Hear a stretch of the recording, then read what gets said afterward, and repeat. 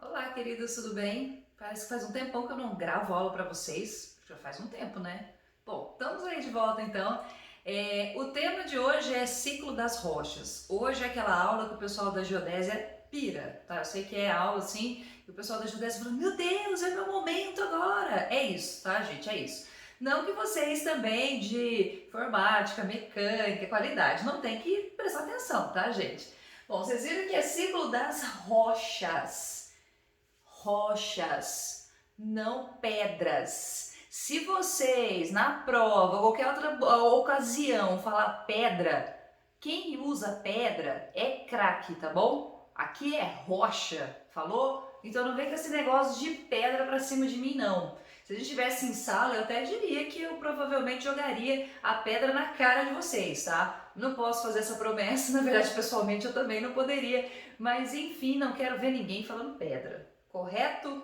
Gente, vamos lá, vocês viram que eu fiz um desenho mais elaborado aqui em cima, tá bom? Por quê? Porque é pra gente relembrar algumas coisas. Bom, a gente tá falando do ciclo das rochas, então eu vou entender que a rocha, ela sempre parte de um início, né? Ela vai ter uma origem, ela passa por todo um processo de transformação e aí depois ela volta para essa mesma origem. Então foi por isso até que eu fiz esse desenho, para mostrar para vocês que como a gente tem a combinação entre os fatores exógenos e endógenos, a gente vai ter então esse processo de formação das rochas, que é um processo endógeno, mas ela pode se transformar via processos exógenos, né, relacionados com principalmente a atmosfera, rio, mar, oceano, blá blá blá, e a gente depois vai ter essa rocha voltando a ser o que ela era antes. Bom, para isso a gente tem que retomar um pouquinho isso aqui, tá bom? Eu sei que tá um esquema mais ou menos, sei lá, não sei se vocês estão gostando, meio tosco talvez, que a gente tem as placas tectônicas. Vocês lembram que toda a crosta terrestre é formada por várias placas, né? Ó, que eu fiz aqui em azulzinho, graças ao magma que está aqui embaixo. Esse magma, quando está muito quente, ele fica sofrendo sempre uma movimentação, né? Ele vai subindo e descendo. A gente chama isso de células de convecção, para quem não lembra. Então, sempre o magma faz esse processo, né? Fica muito quente aqui por causa do núcleo, ele sobe, chega perto da superfície, perto da crosta, ele tem um resfriamento, fica mais pesado e aí ele desce. Então isso é uma constante, então foi isso, essas coisinhas que eu tentei desenhar aqui é exatamente isso, tá? E por conta dessas células de convecção do magma, as placas tectônicas se movimentam. E aí vai ter alguns pontos em que você vai ter o choque das placas tectônicas, em outros lugares a gente tem o afastamento das placas tectônicas. Bom, a gente já viu, turma, que quando a gente tem, só um minutinho aí, deixa eu pegar uma caneta, pronto. Quando a gente tem o choque das placas tectônicas, você vai ter terremotos, você tem cadeia de montanhas e a gente tem os vulcões. Por isso tentei fazer aqui ó, os vulcãozinhos, então esse material magma ele sai daqui, ele vai ter várias... Quando a gente tem principalmente zonas de choque das placas, gente, entenda que essa placa aqui ela vai apresentar uma série de rachaduras, tá? Ela vai, imagine que esse movimento de atrito constante entre duas placas tectônicas diferentes pode fazer com que essa região apareça uma série de falhas geológicas. E por essas falhas geológicas você pode ter a entrada do magma e aí ele tem a formação dos vulcões. Ou ainda, em áreas de separação das placas tectônicas, a gente sempre vai ter também o surgimento ou formação desses vulcões, porque separa as placas e é mais fácil a entrada do magma. Por que eu estou começando a falar sobre o magma? Porque o magma, gente, vai ser o material de origem de basicamente todas as rochas, tá? Todas as rochas vão ter como ponto de saída, como ponto principal, né, ponto de origem, o magma. Só que o magma ele pode sair de diferentes maneiras na superfície terrestre, mas independente disso, toda vez que o magma ele sai, seja na superfície mesmo, tá? Quando a gente vê a saída desse magma, ou quando ele fica ali no meinho, ele não chega a sair totalmente, ele fica ali preso na crosta, esse magma, gente, ele vai formar as rochas, que a gente chama de rochas ígneas. Elas podem também ser chamadas de rochas magmáticas ou rochas cristalinas. Então as rochas ígneas têm três nomes. Elas podem ser chamadas de rochas ígneas, como eu coloquei aqui, magmáticas ou cristalinas. É a mesma coisa, tá, gente? Três nomes para exatamente o mesmo tipo de rocha. As rochas ígneas, elas vão então se originar, se formar a partir da solidificação do magma. Então o magma ele endurece, né, ele resfria e conforme ele vai resfriando ele vai formar então cristais diferentes e aí a gente tem uma composição enorme de cristais. Porque às vezes o magma, gente, quando ele sobe, ele pode trazer elementos diferentes, ele pode se solidificar em temperaturas diferentes, ele pode entrar em contato com a água ou ainda com outros tipos de gases. Então uma série de condições faz com que o magma, quando ele solidifique, ele se transforme em vários tipos diferentes de cristais. Tá? A gente tem uma cristalização, essa solidificação, esse processo de solidificação e cristalização desses materiais que tem ali dentro do magma, ele é muito diverso, ele é muito diversificado e aí forma os mais variados tipos de cristais. E esses cristais, né, quando a gente tem esse processo de cristalização, depois a composição desses vários minerais, eles formam uma rocha. Então, na verdade, a rocha é formada por uma composição muito diversificada de diferentes tipos de minerais. Tá? E os minerais é essa cristalização de elementos diferentes que a gente tem ali no magma, de acordo com o que vem no magma e as condições com que ele solidifica. Bom, o magma, gente, quando ele solidifica, então, ele tem momentos diferentes, ele pode solidificar em situações diferentes. Ele pode vir, gente, principalmente não, em alguns lugares do planeta, ele pode vir a partir de origem vulcânica. Então, ó, vou pegar o meu vulcãozinho bonitinho aqui. Você tem lá esse vulcão, ele entra em erupção, é um vulcão ativo, ele entra em erupção. Quando ele entra em erupção, sai o magma, tá? A gente tem vários, lembra que a gente tem tipos diferentes de explosões, né? Mas aí você pode ter a saída do magma. O magma, gente, ele pode sair e pode inclusive andar entre aspas, né? Ele pode chegar a uma circunferência grande, um raio grande de chegar mesmo, enfim. E aí ele vai se solidificar, ele vai endurecer. E aí quando ele se endurece, ele se transforma numa rocha que a gente chama de rocha ígnea, extrusiva ou vulcânica, tá? Então, como ele vem de origem vulcânica, ele pode surgir a partir então da solidificação do magma diretamente do vulcão, ele vai ser então uma rocha ígnea extrusiva ou magmática vulcânica, pode ser também, tá bom? Bom, esse processo aqui, gente, faz com que essa cristalização dos minerais, né, quando você tem a solidificação, os minerais presentes aqui no magma, eles vão ter um resfriamento, como está em contato direto com a superfície, eles vão ter um resfriamento muito mais rápido. E isso faz com que, geralmente, essas rochas ígneas extrusivas, ela tem uma aparência mais escura, você geralmente não vai ver tantos minerais, ou você vê os minerais, mas são minerais bem pequenininhos. Por quê? Porque como eles resfriam muito rapidamente, não dá tempo da gente ter a formação de grandes minerais. Tá? Então a mineralização aqui ela vai ser mais rápida, então ela vai formar minerais bem pequenininhos, muitas vezes não tem muita cor, tá? Porque também não dá tempo, essa falta de mineralização não deixa a gente ter o surgimento de várias cores, então vão ser rochas mais escuras e principalmente com cristais bem pequenininhos que a gente não consegue enxergar, tá? Ou pelo menos na maior parte das vezes a gente não consegue ver a olho nu, tá? Você até consegue ver, mas às vezes é só um pontinho ou outro, tá bom? Diferente das rochas que são ígneas ou intrusivas plutônicas. Por quê? Ó? Em algumas situações, como eu falei para vocês, às vezes a gente tem na crosta terrestre algumas falhas geológicas, a gente pode ter situações adversas, e as situações podem gerar uma situação em que tenha uma falha geológica, tá no meio da crosta mesmo, tem uma falha geológica, entra o magma consegue entrar aqui dentro, só que ele fica, gente, preso dentro da crosta terrestre, tá? Ó, veja que ele não sai aqui para a superfície, ele fica preso aqui na crosta terrestre. Quando ele fica preso, quer dizer que o resfriamento dele, como ele não entra em contato com a atmosfera, então ele não vai ter um resfriamento tão rápido. O resfriamento aqui vai ser um resfriamento lento, né? Muito mais gradual, muito mais, né, devagarzinho. E isso vai fazer com que a gente tenha essas rochas aqui, que são as ígneas intrusivas plutônicas, elas vão ter uma aparência bem diferente. Porque aqui, como dá tempo de formar os minerais, como a mineralização aqui é muito mais lenta, você vai ter minerais que são muito maiores, muito mais coloridos, a gente tem, digamos que uma diversidade maior até de cores, e é mesmo a aparência dessas rochas, tá? Então veja que os dois são formados pelo magma, tá? O magma ele vai sair em algum ponto, só que em alguns lugares ele sai diretamente na superfície, e aí você vai ter rochas que são ígneas mais extrusivas, e ele pode ou então ficar preso ali dentro da crosta, dentro do solo, digamos assim, dentro de outras rochas, e aí nesse processo ele tem um resfriamento muito mais lento, e aqui a gente vai ter a formação das rochas ígneas, mas que são intrusivas, tá bom? Muito bem. Acontece, gente, que isso são processos endógenos relacionados com o interior do nosso planeta. Então, movimentação das placas, saída do magma ou mesmo explosão de vulcões, né? O vulcão entra em erupção.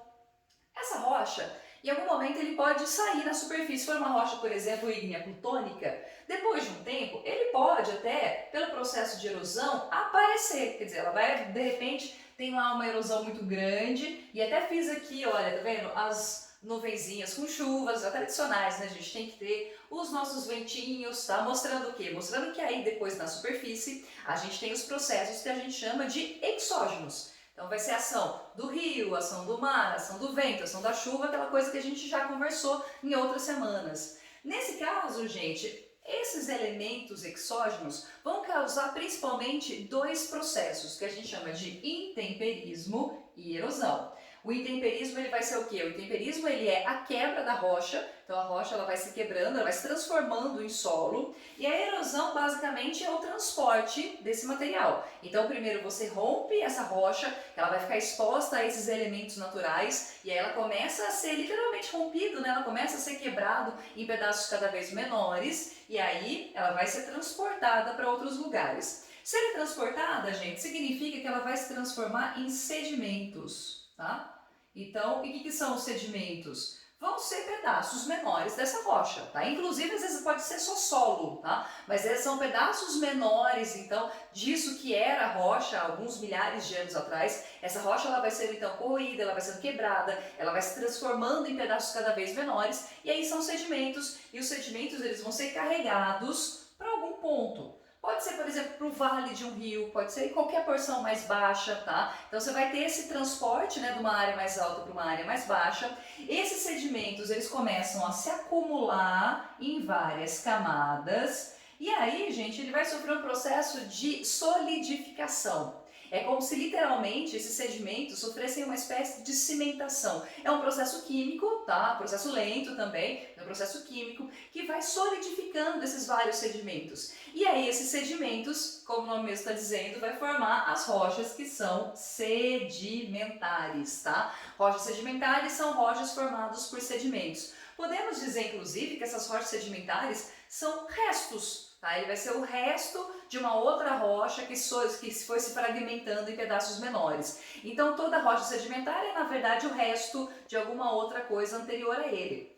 A gente tem coisas diferentes, quando a gente fala dessas rochas sedimentares, elas podem ser restos, por exemplo, de processos físicos, mecânicos. Como assim físico e mecânico? Você tem, sei lá, de repente, deixa eu ver se eu consigo desenhar aqui, ó. Vamos pensar que aqui a gente tinha uma rocha, essa rocha se quebrou em vários pedacinhos, foi levado para essa região que é mais baixo, foi se sedimentando e se transformou em rochas. Então esse é um processo físico, causado pela própria ação da gravidade, tá? Eu posso ter, gente, processos químicos. Lembra naquela aula quando a gente viu sobre a formação das cavernas? E eu falei para vocês que para ter caverna, a gente precisa ter, por exemplo, rochas que são calcárias. E aí as rochas calcárias, elas sofrem com a ação da água, né? Ela tem, digamos que uma diluição, né? Ela é dissolvida pela ação da água, sofre um processo químico. Só que aí depois, gente, esse material que vai junto com a água, ele vai se acumular em algum lugar. Então, por exemplo, lembra que nas cavernas a gente tem as estalactites e as estalagmites. Por quê? Porque é essa sedimentação desse material, né, que vem junto com o calcário, vem junto com a água, né, um pouquinho do calcário que fica ali com a água, ele vai se acumulando, vai formando sedimentos até se transformar também numa rocha sedimentar. Ou eu posso ter ainda processos bioquímicos. Você tem alguns tipos de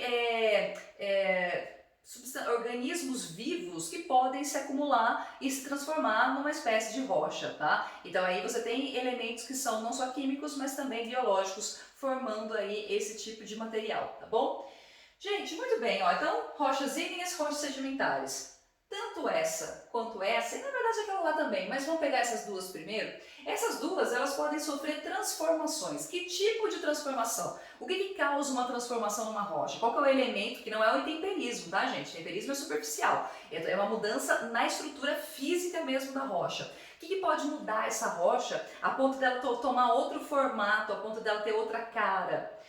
Algum tipo de processo muito grande de mudança de ou pressão ou mudança de temperatura. O que causa uma mudança de pressão? Gente, por exemplo, quando a gente tem terremoto, o terremoto ele pode ser não só o choque, mas o alívio, por exemplo, né, de partes de blocos continentais. E quando você tem essa movimentação, isso pode fazer com que algumas áreas sofram uma maior pressão.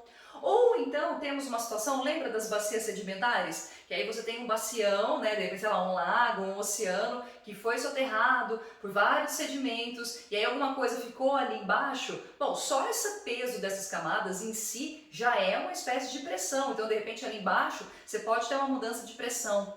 Ou então você tem uma mudança de temperatura. Em que situação que a gente pode ter uma mudança de temperatura? Você pode ter, de repente, um vulcão que explode e aí joga lava e essa lava ela transforma as rochas que já estavam ali no lugar. Ou você tem uma intrusão como essa, ó, que a gente chama de intrusão, que é como se fosse um intruso mesmo. Aqui do lado, ó, onde entra essa intrusão, você tem rochas. De repente aqui, ó, todo ao redor, você tem várias rochas que poderiam ser rochas sedimentares ou poderiam ser rochas ígneas, mas quando entra esse magma super quente, então mudança de temperatura, faz com que essas rochas ao redor, ó, sofram uma coisa que a gente chama de metamorfismo, tá? Então o metamorfismo é essa transformação da estrutura física e química, ou física ou química da rocha, tá? Então a rocha ela vai se transformar em outra coisa, ela vai ter uma outra cara. Quando a gente tem as rochas sedimentares, gente, se a rocha sedimentar ela é formada por vários sedimentos, a carinha da rocha sedimentar, quer dizer, a feição da rocha sedimentar, na maior parte das vezes vai ser uma estrutura estratificada. O que é estratificada? Cheio de estratos ou cheio de camadas, tá? Então nas rochas sedimentares, aliás, uma forma da gente identificar uma rocha sedimentar é que quando você pega ela e aí você vai dando uma olhada mais minuciosamente, você vai ver que ela vai ser cheia de camadinhas, tá? Às vezes umas camadas um pouco mais irregulares, mas ela vai ser cheia de camadas. O pessoal da geodésia, tá? Eu não sei exatamente que ano, mas vocês fazem um trabalho de campo que vocês vão para um lugar aqui no Brasil chamado de Parque do Varvito, que fica em Itu. O Parque do Varvito, gente, ele é um lago antigo, tá? Muito antigo, né? Se não me engano, ainda quando a gente era Pangeia. Esse lago, gente, ele antes, né, com água, bonitinho, só que lembra que o Brasil passou também por um processo de glaciação, a gente teve uma era do gelo, né, a gente teve, veio aqui pro Brasil, veio entre aspas, mas formou aqui no Brasil uma grande camada de gelo, uma grande geleira, que essa geleira, gente, ela ficou exatamente em cima desse lago. Só que a geleira, ela não é só gelo, a geleira tinha junto com ela também muita areia, muito silt, e conforme a gente vai tendo a variação das estações, né, porque mesmo que você esteja no período glacial, você continua tendo as diferenças de verão e inverno, né, porque já que a Terra, né, ela tem a inclinação, acaba tendo essas estações do ano. Isso vai fazer com que materiais aqui, olha, que vinham lá do topo dessa geleira, ia derretendo esse material e esse material começou a se acumular no fundo desse lago, formando milhares e milhares de camadas, tá? Eu vou colocar aí a imagem para vocês do Parque do Varvito, então vocês podem perceber que a gente tem várias camadas que são visíveis, mas se a gente vai mais a fundo, se a gente dá um zoom maior, a gente consegue ver que mesmo dentro dessas camadas tem outras camadas bem menores, que são esses materiais que iam se soltando ali da geleira e ia formando então essas várias camadas que depois se solidificam e se transformam numa rocha sedimentar. E até tem algumas pessoas que às vezes têm, viu, gente? Tem o tempo de sempre tinha alguém que tinha uma pedrinha ali no Parque do Varvito. Eu até tinha, mas nessas minhas várias andanças de várias escolas eu acabei perdendo as minhas amostras de rocha. Mas enfim, talvez vocês vejam, não sei se alguém de vocês aí viu, já pegou, já foi no parque. Bom, por que eu tô falando dessa aparência? Porque as rochas metamórficas, quando elas transformam a rocha, então veja bem, a gente pode ter uma rocha que é ígnea e ela sofre metamorfismo porque ela sofreu uma mudança ou de pressão ou de temperatura ou dos dois. Você pode ter uma rocha sedimentar que também teve esse metamorfismo, essa mudança. E isso faz, gente, com que tanto essas duas, qualquer uma dessas duas rochas tenha uma nova aparência. Quer dizer que as rochas metamórficas, elas também têm uma certa, não digo que é fácil toda vez de identificar, mas ela tem pelo menos uma feição tradicional que ela tem, digamos que uma certa ordem. Como assim uma certa ordem? Ela tem uma organização.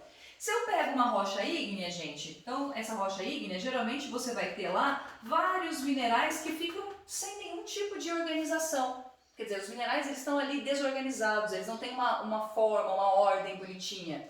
Já quando você tem essa rocha ígnea e ela sofre metamorfismo, ela começa a ter uma aparência que tem já uma certa organização. Então é como se os minerais presentes ali, eles se rearranjassem. E aí eles têm algum tipo de forma, algum tipo de ordem, tá? Então os minerais eles se rearranjam e aí eles ficam com uma nova carinha, tá bom? Eu vou colocar aí para vocês algumas imagens dessas rochas metamórficas. E a rocha metamórfica podia ser uma rocha sedimentar também, vai ser a mesma coisa. Ela muda a estrutura física, a estrutura química.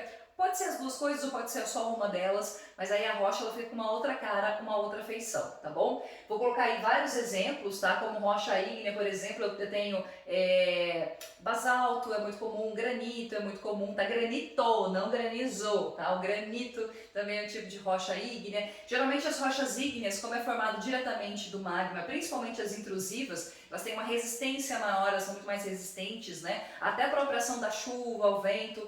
Quando a gente tem rochas sedimentares, como é resto de rocha, tradicionalmente elas não são tão resistentes assim, elas são mais porosas, inclusive, elas dentro delas tem vários poros e vários buraquinhos que até facilita a entrada de água, tá? Então tem essas diferenças na estrutura física e química dessas rochas.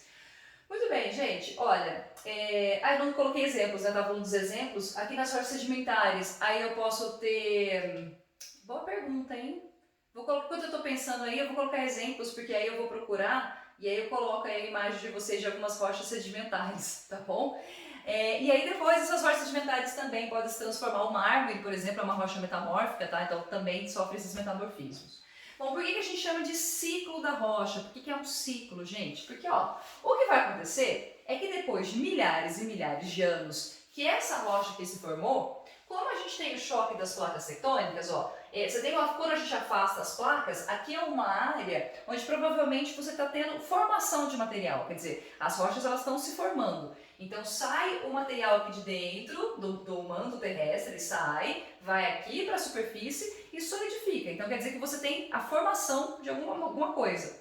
Só que quando a gente tem o choque das placas é o contrário, o choque das placas é a destruição de materiais. Porque veja bem, ó, essa placa aqui, por exemplo, essa placa, conforme ela vai entrando cada vez mais em direção ao manto terrestre, ela vai ser derretida e vai se transformar em magma. Ou seja, o magma, que é esse material que dá origem aqui, ele também vai ser o início, mas ele é o fim também desse processo. Porque vamos supor que aqui, olha, sei lá, aqui você tem alguma formação dessa rocha metamórfica, ou dessa rocha sedimentar. Só que como você tem o processo, né, como essa placa tectônica ela continua andando, quer dizer que depois de milhares de anos ela vai estar numa situação dessa, e aí ela vai entrar no manto terrestre e vai retornar, vai voltar ao seu estado original, que é magma. Por isso que a gente chama de ciclo, tá? Então, tudo sai do magma, todas as rochas têm como mãe, né, como origem principal o magma, mas provavelmente daqui a milhares e milhares e milhares de anos lá na frente, todo esse material vai voltar a ser magma novamente, tá bom?